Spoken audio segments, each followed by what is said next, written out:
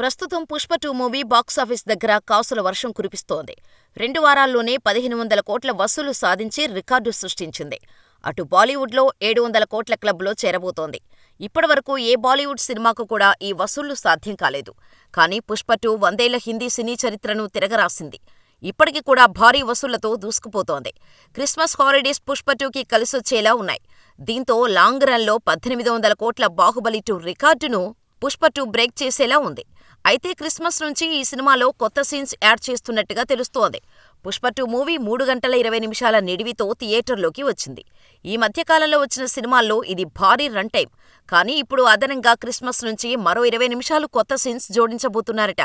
అంటే 'Pushpa 2' run time 3 గంటల 40 నిమిషాలకు పెరగనుందన్నమాట. అయితే ఇక్కడ చెప్పుకోవాల్సిన విషయమేంటంటే, ఈ విషయాన్ని సంచలన దర్శకుడు రామ్గోపాల్ వర్మ ట్విట్టర్ ద్వారా తెలియచేశాడు. ఆల్రెడీ 3 గంటల 20 నిమిషాలు ఉన్న అల్లు అర్జున్ 'పుష్ప 2' మూవీకి మరో 20 నిమిషాల ఫుటేజ్ రిలీజ్ చేయటం మైత్రి మూవీ మేకర్స్ మాస్టర్ స్ట్రోక్ అంటూ ట్వీట్ చేశాడు వర్మ. జనరల్గా అయితే ఏదైనా సినిమా హిట్ అయితే ఓ పాటనో ఏదైనా 1-2 సీన్లలో యాడ్ చేస్తుంటారు.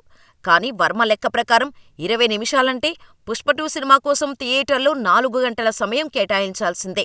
అయితే రన్ టైం పెరగనుందనే వార్తలు రావటంతో అసలు ఈ సినిమా ఒరిజినల్ ఫుటేజీ ఎంత అనే చర్చ మొదలైంది.